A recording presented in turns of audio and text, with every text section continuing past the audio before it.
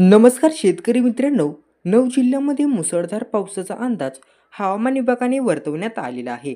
त्यामुळे शेतकरी वर्गाने सतर्क राहणे गरजेचं आहे. मित्रांनो, आपल्या चॅनलवर तुम्ही नवीन असाल तर चॅनलला सबस्क्राईब करा. तमिळनाडू आणि केरळमध्ये मुसळधार पाऊस सुरू झाला आहे.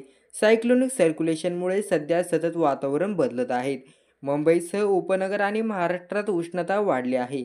तापमानाचा पारा वाढल्याने उकाड्याने लोक हैराण झाले आहेत. मागच्या 24 तासात तापमानात कोणतीही घट झालेली नाही.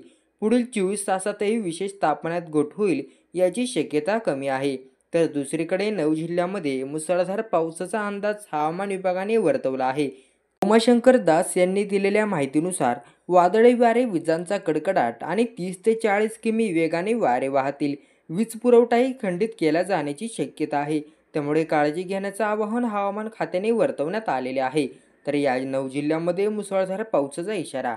हवामान विभागाने दिलेल्या माहितीनुसार कोकण आणि दक्षिण महाराष्ट्रातील 9 जिल्ह्यांना वादळी वाऱ्यासह येलो अलर्ट हा देण्यात आला. त्यामध्ये सिंधुदुर्ग, रत्नागिरी, सातारा, सांगली, कोल्हापूर जिल्ह्यामध्ये वादळी वाऱ्यासह येलो अलर्ट हा देण्यात आलेला आहे.